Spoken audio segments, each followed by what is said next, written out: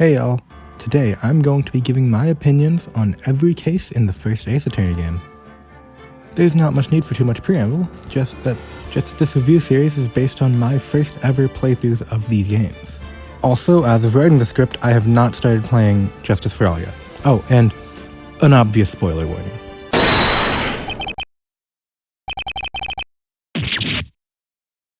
So, case 1 is easily the one with the least going for it, by nature of it being the tutorial. That said, it is a fun introduction to the world. Larry and Nick and Frank Saw is a fun little villain. Also, our Lord and Savior Winston Payne, praise thee. But yeah, not much to say.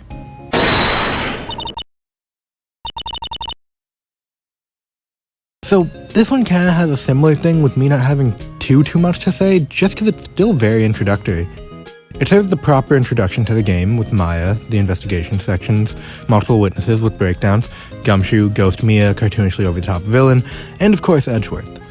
In terms of how it uses the soon-to-be returning cast, I think it's a solid introduction to all of them, particularly Maya since this is her case, though the next one is better at that, we'll get to it.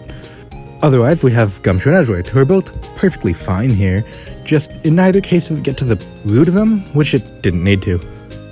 The trial gives you their basic archetype and personality, asshole prosecutor and idiot detective respectively. Simply because this is a more basic introduction to them, I feel that later cases use them more interestingly. As for our three not-so-returning characters, Grossberg is fine. He serves his purpose perfectly well, and I feel I won't really have much to say more about him in his other appearance.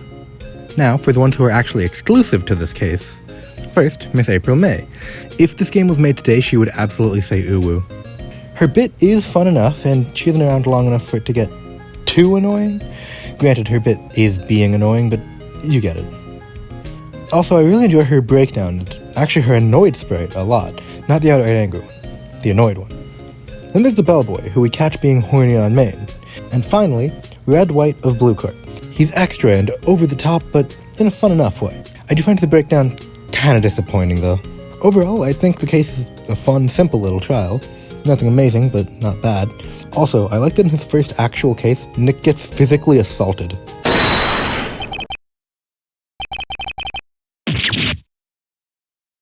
So, this one is odd. I'd heard of third case syndrome, but I didn't want that to paint my opinions. What makes this one odd to me is that it was some of the most fun I'd had with this game, while also being some of the messiest writing.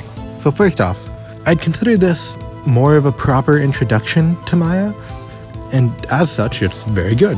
Getting to know her during investigation time really lets you get all the charm with her. Now, the new characters. Powers is fun and charming enough, but just not really that interesting, especially compared to the other 4 defendants, which is kinda unfair, I know, since 3 of them are major characters outside of their respective cases. Penny is fine, if again, not really interesting, just very basic and, well, not unlikable, just not special. Salmonella is just there. His bit isn't that funny and he serves little purpose other than to just have a new testimony. He doesn't really serve the narrative, and the leet speak thing is awful. Old Bag is actually really annoying when you meet her. Then, from her day in court and onwards, became a really fun side character who lets her own opinions get in the way of honest testimony, both in and out of court. Vasquez as the main antagonist was really kinda underwhelming. She isn't really that fun to cross-examine, nor really fun to defeat. The Mafia thing is funny though. Shout out Gumshoe. And finally, Cody is fun and annoying in the right way, while serving some of the main problems with the case overall. Speaking of, let's get to the actual case. I think the trick of what happened to Hammer is interesting and clever. Just how we get there is the problem. There's a few times where I found myself saying, why does this matter? Like with Cody.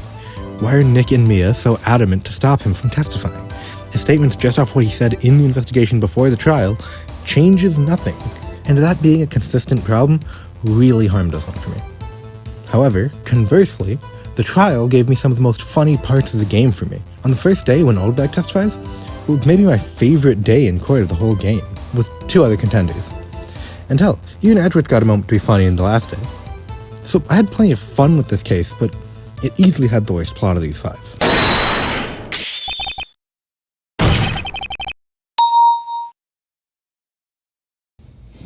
So as I understand it, this is a fan favorite case. I both do and don't get it. To be clear, I think this case is good and massively important to the series and characters, but I do have some issues, and since this one is so important, I'm going to talk about it in a different format. The main issue comes in the form of the case opening really slowly. Like, the concept, Edgeworth is being accused of murder, is very good and immediately makes for curiosity about the case and what's going on. But the first day of trial is really boring to me. Manfred is really quite boring. Just sort of pompous and egotistical, not quite in a fun way like Edgeworth. And Lotta as a witness is literally just there to wake time. Like, as a character, she's passable, charming enough, just not nearly as memorable as others. And day 2 of court is also just okay, but the plot has definitely picked up by then, especially with a really fun ending to the day of trial in the form of the boatkeeper running away. Though I really got very little entertainment out of him as a character on this day. Frankly, I found his sleeping a bit annoying, slow, and otherwise he just felt quite shallow. The best part of these first 2.5 days are the investigation parts, since you get more of Maya's self-confidence arc and Nick, Larry, and Miles' backstory. Especially the stuff about the DL6 incident, as well as Gumshoe, but then something interesting happens. After you meet Grossberg again, and he continues to serve as an okay source of exposition, you get more information from Edgeworth about DL6 and his recurring nightmare. I think in that order. And then, knowing that Edgeworth's going to be working against you and claiming himself guilty for DL6, you go back to the record room. And who do you find but Manfred von Karma, who is obviously the killer, and he threatens to tase you. And then, Maya, like an absolute legend, risks her life to try to save Nick and the evidence, but unfortunately it doesn't work. Manfred stole the evidence that we had, but Maya has saved the trial. I go through this play-by-play because this moment is when I really got into the case. Manfred from here was actually interesting and fun to watch while still frustrating at times. Maya got her awesome moment, and the actual trial is great. The final day is one of the most fun in the game, and it feels so high stakes, unraveling this multi-year mystery that involves 2 of your friends. And Yogi actually starts being fun to work off of and dismantle, and is really unique through the usage of Polly. And Von Karma's breakdown is amazing, and the finale, while corny and cheesy, is a good little bow on top. I do think the credits go a bit slow, but... And yeah, I guess that's it. Thank y'all so much for watching. If you enjoyed it, I plan to make more.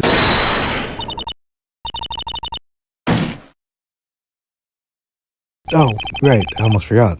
So, Rise from the Ashes was added in the DS port, and to be honest, you can kind of feel that. I mean, obviously it doesn't include Maya, and they talk about the Edgeworth trial, and it kind of feels like a lengthy epilogue to Goodbyes if you think of it as part of the story that the first 4 were telling. Personally, I think that it works far better if you partially ignore the previous cases and think of it as a standalone side story about new characters that uses returning characters pretty well.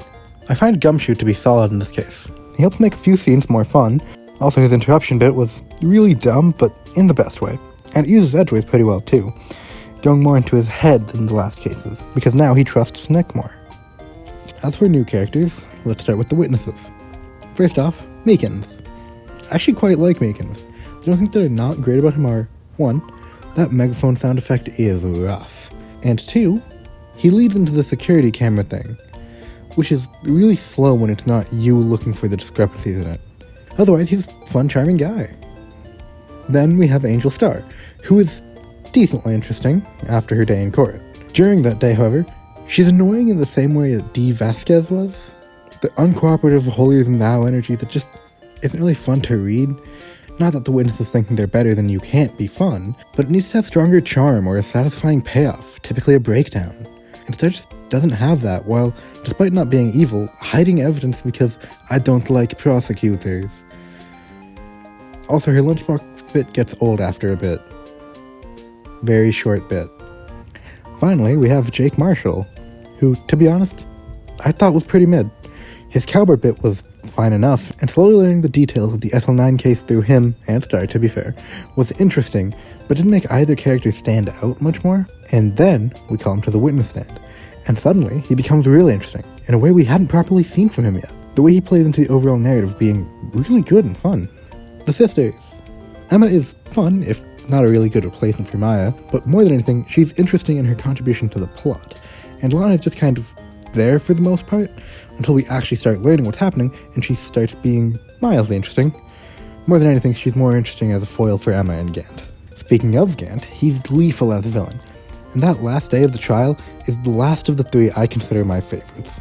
Before that final day, Gant is fun when he isn't talking to Edgeworth. The progression of his breakdown is great, and the way Nick ultimately defeats him is wonderful. And yeah, I guess that's it for real this time. Thank you all so much for watching. If you enjoyed it, I plan to make more of these as I go through the rest of these games, so look forward to it. Bye!